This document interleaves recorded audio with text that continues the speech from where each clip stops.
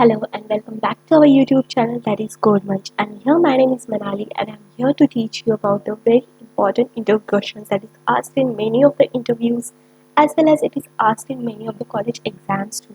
So please stay tuned and let's see what is this question about. This question is print Fibonacci series up to n terms. अब ये Fibonacci series होती क्या है, इसका हम logic कैसे लगाया जाए, जो लॉजिक लगाया हुआ है उसको हम कोड में कैसे उतार सकते हैं, ये सब कुछ हम इसी वीडियो में देखेंगे। So please stay tuned. अब चलो हम गैस कर लेते हैं कि ये जो Fibonacci सीरीज है हम 15 टर्म्स तक प्रिंट करने वाले हैं। 15 नहीं ले सकते आप यूजर से इनपुट लेके भी आप n नंबर ले सकते हो आपके हिसाब से, ठीक है। तो n नंबर्स की सीरीज आपको प्रिंट करनी है। अब ये Fibonacci सीरीज होती क्या है? Fibonacci सीरीज जो होती है वो 0 से स्टार्ट होती है। पहले वाले जो दो अंक होते हैं इसमें ये कॉमन रहते हैं, 0 एंड 1। 0 और 1 से ये सीरीज शुरू होती है। इसके आगे क्या होता है, first number plus second number, इन दोनों की जो एडिशन होगी वो आएगा थर्ड नंबर। 0 प्लस 1 कितना आ जाएगा? 0 प्लस 1 इज 1। अब जो नेक्स्ट वाला टर्म है, 0 हटा देंगे पहला वाला काउंटर, अब करेंगे अपन क्या, 1 प्लस 1। 1 प्लस 1 कितना होता है? 2। ये डाल दिया। अब फिफ्थ वाली टर्म क्या आ जाएगी? 1 प्लस 2, पहले दो हट जाएंगे। तीसरा और चौथा देखो, तीसरा और चौथा क्या आएगा? 2 प्लस 1 3। अब अगर हमको पांचवी वाली टर्म देखनी है तो क्या आएगी? 3 प्लस 2, पहले 3 हट जाने, 3 प्लस 2 कितना आता है? 5। उसके आगे वाली टर्म अगर देखनी है हमको तो आएगा पहली टर्म और उसके पिछली वाली टर्म, 5 प्लस 3 कितनी आ जाती है? 8। ऐसे ही आगे आगे बढ़ती जाएगी ये टर्म्स। तो इस सीरीज को क्या बोलते हैं? Fibonacci सीरीज बोलते हैं इस सीरीज को। मतलब हमको क्या करना है, कोई भी टर्म अगर फाइंड आउट करनी है तो उसकी पिछली वाली टर्म और उसके पिछले की पिछली वाली टर्म, इन दोनों टर्म्स की एडिशन मिलके हमको नेक्स्ट वाली टर्म मिल जाती है ना। समझ गया इतना?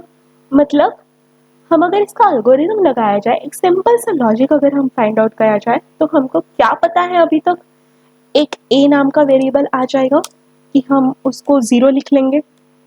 उसके बाद उसका आगे वाला वेरिएबल हमको पता है क्या आता है, b इज इक्वल्स टू 1 लिख लेंगे। हमने ये दो नंबर्स तो फिक्स करा लिए, 0 और 1 तो फिक्स होते ही होते हैं। चलो हम इसको क्या कर लेते हैं कि इसको प्रिंट कर लेते हैं। पहले दो टर्म्स तो हमको पता ही है क्या है, पहले दो टर्म्स क्या है? a प्लस, अब बीच में क्या है कि एक बस फॉर्मेटिंग के लिए हम 4 स्पेसेस का गैप दे देंगे, ठीक है। अब 4 स्पेसेस जावा में हम कैसे डाल सकते हैं? स्लैश टी अगर आप यूज करते हो बीच में तो उससे 4 स्पेसेस आ जाएंगी, प्लस बी अगली वाली टर्म, प्लस और 4 स्पेस आगे के लिए बस डाल देते हैं अपन, ठीक है। तो इसके लिए भी अपन स्लैश टी लिख देंगे। It's just for proper formatting, nothing other than that. अब हमको क्या करना है, हमको कितना पता है? सी पता है। सी क्या आएगा, मतलब जो आगे वाली टर्म आएंगी वो क्या आती है? ए प्लस बी, मतलब पिछली वाली टर्म और उससे पिछली वाली टर्म, इन दोनों का जो समेशन आता है वो आती है थर्ड टर्म, है ना। तो हमको सी भी मिल गया। अब जब सी मिल जाए तो इस सी को भी हम प्रिंट कर देंगे। फिर से कैसे प्रिंट करना है? सी प्लस, अब हमको फिर से एक स्लैश टी देना पड़ेगा 4 स्पेसेस के लिए, स्लैश टी। अब पहले 3 तो यहाँ पे फिक्स हो गए। अब हमको क्या करना है, पहले 3 फिक्स हो गए तो हमको सेकंड टर्म चाहिए और थर्ड टर्म चाहिए। जो फर्स्ट वाली टर्म है उसको हटा देना है, second term plus third term, इन दोनों की जो समेशन आएगी चौथी टर्म आ जाएगी। तो इसके लिए हम क्या कर सकते हैं, सेकंड टर्म और थर्ड टर्म इन दोनों की, अभी के लिए हमने क्या लिया हुआ है, a 0 है हमारा, b 1 है। तो अगर समझो हमको a जो है 1 चाहिए, b जो है आगे वाला 1 चाहिए, तो हमको क्या करना पड़ेगा, हमारे पास में अभी 3 वेरिएबल्स है a, b एंड c। तो हम क्या करते हैं, जो a लिखा हुआ है उसको a के अंदर हम क्या डाल देंगे, b की वैल्यू डाल देंगे। मतलब क्या आ जाएगा, b तो हमारे पास में है सेकंड वाला 1, a के अंदर क्या आ गई, b वाली वैल्यू, मतलब 0 हट गया। अब बी के अंदर कुछ जाना चाहिए, बी के अंदर चली जाएगी थर्ड वाली वैल्यू, थर्ड वाली वैल्यू अभी के हमारे पास में कौन सी है, सी वाली, B is equals to C.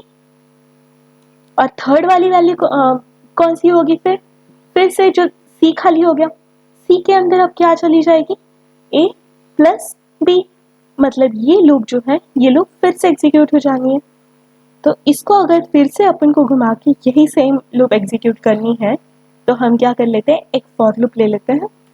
So it is a for loop that is going to start. अब पहले दो टर्म्स तो हमारे पास में ऑलरेडी है, 0 एंड 1 हमने पहले ही इनिशियलाइज करके रख दिया, उसको प्रिंट भी कर लिया है, तो पहले तो उनको हटा देंगे, हम शुरू कर देते हैं थर्ड टर्म से, मतलब for int i is equals to 3, 3 से हमने स्टार्ट कर दिया, i less than equals to n, n number मतलब कितने भी, 15 टर्म्स हो, 16 टर्म्स हो, 20 टर्म्स हो, कितने 100 टर्म्स भी हो, हम यहाँ पे क्या लिख देंगे, i less than equals to N.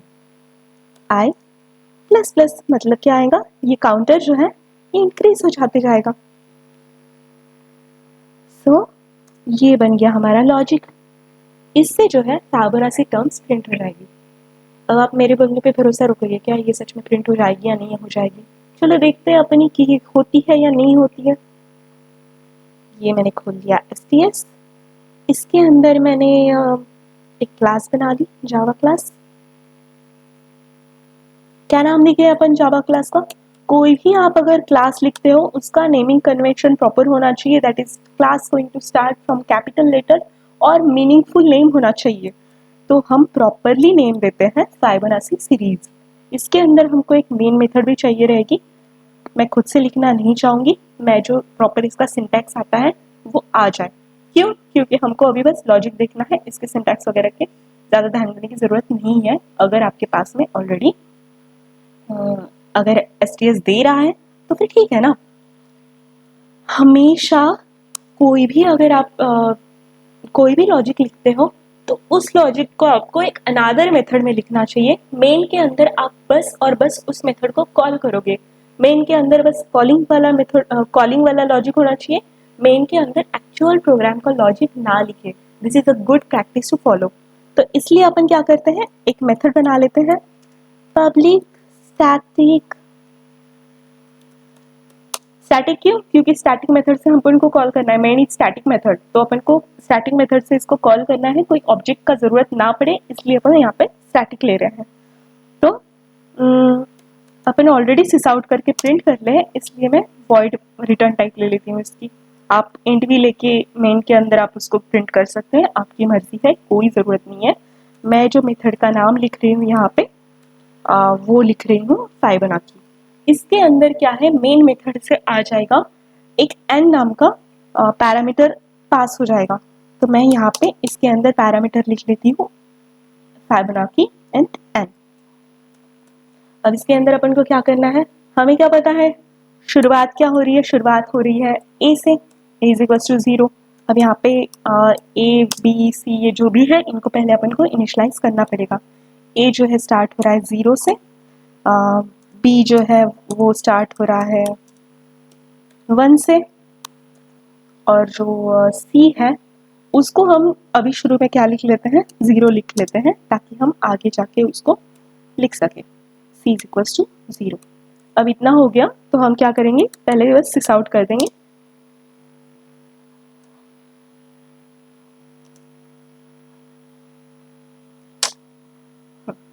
तो हम ना 4 स्पेसेस बीच में दे रहे हैं ना, तो ये ln जो है हटा देते हैं, बस प्रिंट तक लिखते हैं, ताकि हमको नेक्स्ट लाइन यहाँ पे नहीं चाहिए।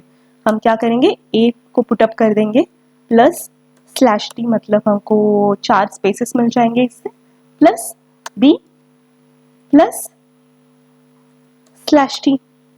अब यहाँ पे हमको 2 स्पेसेस मिल गए, बी भी प्रिंट हो गया, ए भी प्रिंट हो गया। अब इसके बाद में अपन ने क्या लगाई थी, लूप लगाई थी अपन ने, that is what, for loop. For loop start कहाँ से हो रही है, हमने पहले 2 प्रिंट टर्म्स तो ऑलरेडी प्रिंट कर दिए हैं, काउंटर ले लिया हमने, i is equals to 3, third term से हम शुरू कर रहे हैं, i less than equals to n, n कितना भी दे दे कोई यूजर, आई प्लस प्लस, हमने ये काउंटर यहाँ पे शुरू करा दिया। कहाँ से काउंटर शुरू हो रहा है? 3 से शुरू होके एन टर्म्स तक वो काउंटर जा रहा है। अब हम क्या कर रहे हैं यहाँ पे हम क्या कर रहे हैं, सी के अंदर वैल्यू डाल रहे हैं। सी के अंदर क्या आएगी? ए प्लस बी। सी के अंदर ए प्लस बी, और जो सी है इसको भी हम प्रिंट कर रहे हैं। ln नहीं चाहिए हमको, बस प्रिंट तक ही चाहिए। इसके अंदर सी प्रिंट हो गया, और एक फॉर्मेटिंग के लिए फिर से अपन यहाँ पे स्लैश टी रहते हैं, क्योंकि आउटपुट के अंदर वो 4 स्पेसेस प्रॉपर दिखे, है ना। अब हमको क्या करना है, सिंपली पहला वाला टर्म हटा देना है। मतलब जो सी है उसके पहले वाला टर्म और उसके पहले वाला टर्म, ये 2 ही टर्म्स अपन को चाहिए। तो इस वजह से क्या होएगा, हमारा जो ए के अंदर चली जाएगी हमारी बी चला जाएगा, और बी के अंदर क्या चला जाएगा, हमारा सी चला जाएगा। So this is what our logic, है ना। अब ये मेथड तैयार हो गई। इस मेथड को अपन को क्या करना है, यहाँ पे इसके अंदर अपन को कॉल कर देना है। तो कॉल कैसे करते हैं अपन मेथड को? सिंपली फाइबोनाची, इसके अंदर हम n की जगह पे 15 दे देते हैं। This method name should be smaller. ये देखो यहाँ पे 15 टर्म्स तक की यहाँ पे आ जाएगी। एक बस मैं क्या कर लेती हूँ, एक सिंपल सा प्रॉपरली सिस आउट यहाँ पे ऊपर देती थी फॉर्म। यहाँ पे क्या आ जाएगा, फाइबोनाची सीरीज। अब ये प्रोग्राम चलता है या नहीं चलता है देखना चाहिए। मेरे बोलने पे आप भरोसा क्यों करोगे कि ये कैसा होता है? तो इसके लिए अपन को यहाँ पे इसको रन करके देखते हैं, आ रही है नहीं आ रही है। देखो, रुको रुको रुको रुको, दिस इज आ गई। देखो 0 1 1 2 3, ये देखो पूरा, ये देखो 0 1 1। सो दिस इज 1 2 3 4 5 6 7 8 9 10 11 12 13 14 15। तो 15 टर्म्स की फाइबोनाची सीरीज आ गई है। आप इसको चेक कर सकते हो कि या तो ये सही है या फिर नहीं, लेकिन हमारे प्रोग्राम के हिसाब से ये परफेक्टली सही है। तो this is what a Fibonacci series. अभी तक हमने क्या देखा, इसका इटरेटिव वाला वर्जन देखा। मतलब इसका फॉर लूप के साथ में हमने ये सेम जो है इसको इटरेटिव वर्जन हमने देख लिया। अब हम क्या करते हैं कि इसका एक अनादर वर्जन आता है, दैट इज रिकर्शन प्रोग्राम वाला। रिकर्सिव मेथड को हमको कॉल करना है, रिकर्सिव मेथड बनानी है। रिकर्सिव मेथड मतलब क्या होती है? अब देखो हमने क्या किया है कि ये जो सीरीज है, ये जो हमारी फाइबोनाची सीरीज है, तो ये सीरीज मतलब इसका हर एक पहला टर्म वो क्या है, उसके पिछले वाले टर्म्स की फाइबोनाची सीरीज है। अगला वाला टर्म क्या है, पिछले वाले की फाइबोनाची सीरीज है। मतलब हर एक टर्म जो है वो n-1 ऑफ फाइबोनाची सीरीज है। इसको हमको कैसे लिखते हैं? अब हम क्या करते हैं कि इसका इटरेटिव इसका जो रिकर्सिव वाला प्रोग्राम है वो कैसे हम लिख सकते हैं, इसको हम यहाँ पे देखते हैं।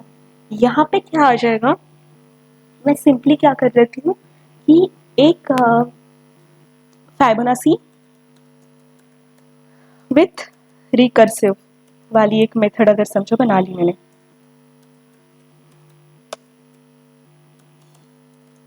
और इसके अंदर मैंने क्या कर लिया, एक इंट n ले लिया। अब जो है मुझे एक बात बताओ कि ये जो फाइबोनाची सीरीज है इसके अंदर अब ये क्या किया है, ये जो फाइबोनाची सीरीज है इसको एक रिटर्न टाइप होना चाहिए। जो भी कोई रिकर्शन वाले प्रोग्राम्स होते हैं ना उनको एक रिटर्न टाइप जरूर होता है, इसलिए मैंने इंट वाली लिखी, क्योंकि ये सारे के सारे इंटीजर वेरिएबल्स है। तो एक रिटर्न स्टेटमेंट लिख लेते हैं। Return statement is what, recursive method is function calling that same function. मतलब हमको इस सेम फंक्शन को कॉल करना है, फाइबोनाची रिकर्सिव। ये क्या है फंक्शन, n के पहली वाली टर्म और n की पहले की पहली वाली टर्म, मतलब n-1 प्लस n-2, इन दोनों की जो एडिशन है n-1 plus that same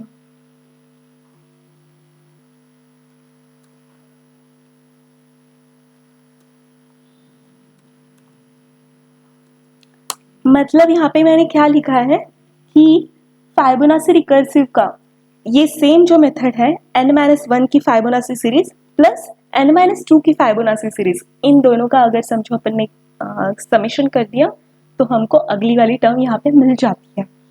until endless हर एक रिकर्सिव फंक्शन में एक कोई ना कोई ब्रेक पॉइंट लगा हुआ होता है। वो ब्रेक पॉइंट यहाँ पे क्या है, शुरुआत कहाँ से हो रही है हमारी, 0 से हो रही है।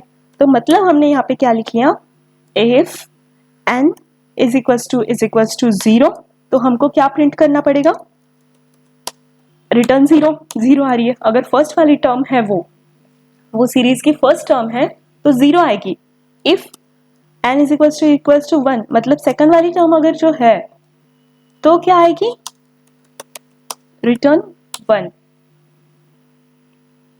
सो these two will be break points in this Fibonacci series. और फिर हमको क्या करना पड़ेगा, मेन वाले प्रोग्राम के अंदर से हम मेन वाली जो मेथड है उसके अंदर से हमको इसको कॉल करना पड़ेगा।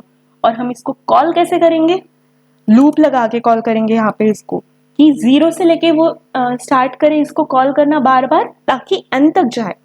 int is equals to int I is equals to 0। 0 की जगह पे आप यहाँ पे 1 भी लिख सकते हो। अगर आपने यहाँ पे जैसे अपन ने फर्स्ट टर्म से शुरू की है ना, फर्स्ट, फिर यहाँ पे क्या आ जाएगा, n इज इक्वल्स टू 1 मतलब ये n जो है वो काउंटर आ रहा है ना,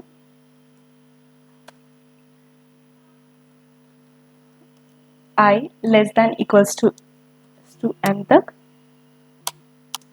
I प्लस प्लस, यहाँ से इसको कॉल बार बार ये आ जाएगा।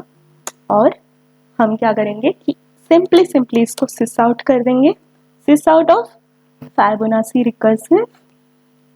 उसके अंदर हम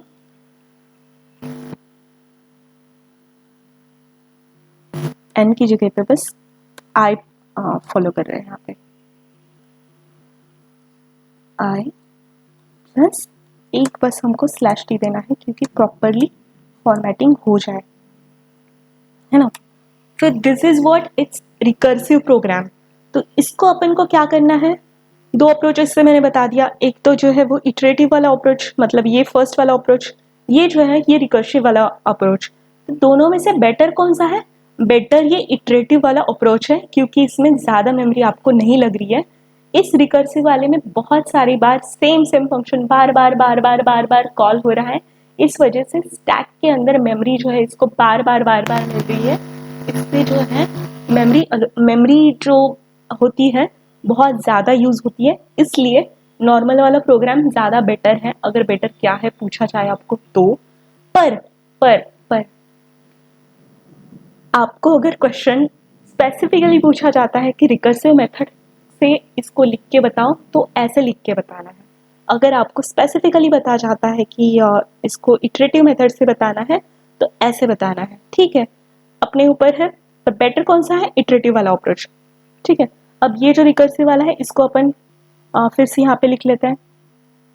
तो हम क्या करते हैं, यहाँ पे एक अलग से मेथड बना लेते हैं, that is public static int Fibonacci recursive, है ना। ये हमने यहाँ पे मेथड बना ली, इसके अंदर भी क्या करना है, हमको इंट n डाल देना है, ठीक है। तो हमने यहाँ पे अभी क्रॉस क्यों आ रहा है, क्योंकि इसका जो रिटर्न टाइप है ये इंट है, यहाँ पे दिया हुआ है।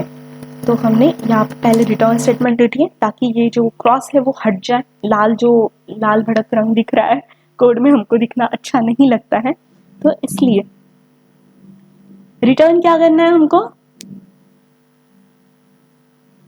ये सेम फंक्शन का कॉल, इसका n-1 प्लस सेम फंक्शन का कॉल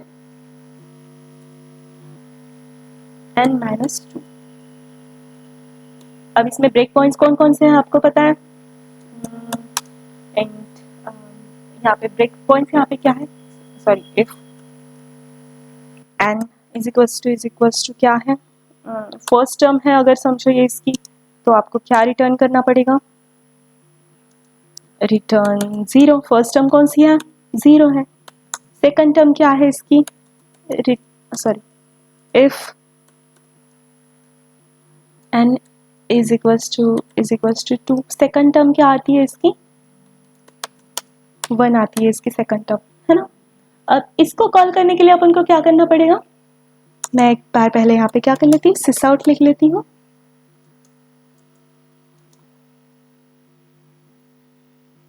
यहाँ पे सिस आउट के अंदर हम सिंपली एक प्रॉपरली लिखते हैं ये फाइबोनाची सीरीज विथ रिकर्शन। थोड़ा सा अच्छा दिखना चाहिए ना हमारा आउटपुट।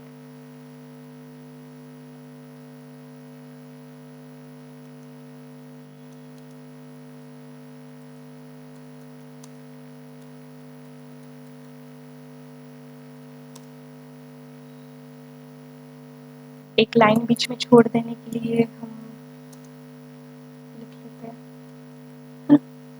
तो इससे आपका आउटपुट जो है वो अच्छा आ जाएगा।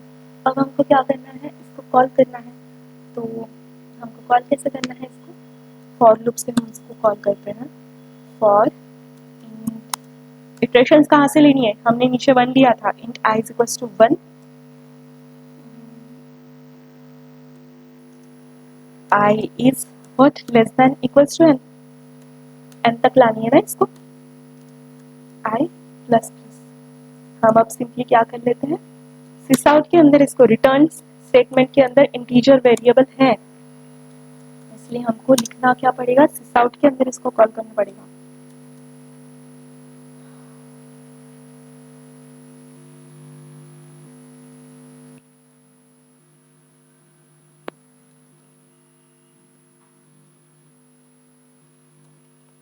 इसके अंदर क्या आएगा, i प्लस एक अच्छा लिखने के लिए स्लैश t लिख लेते हैं।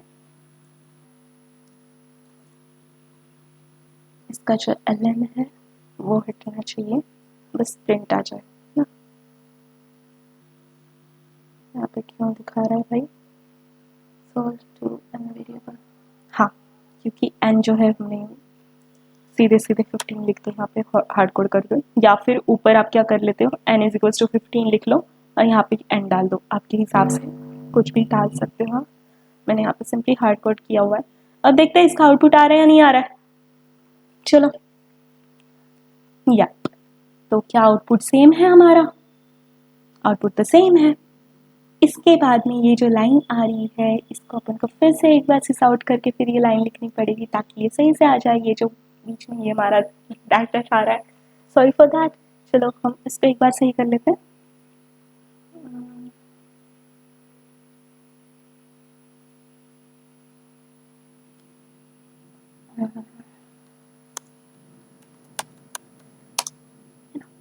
अब अगर इसको फिर से रन कर लिया,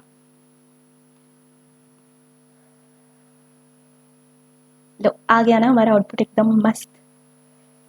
चलो इसी के साथ मैं आपको कहती हूँ अलविदा और stay tuned to our channel for the same kind of videos. Thank you very much.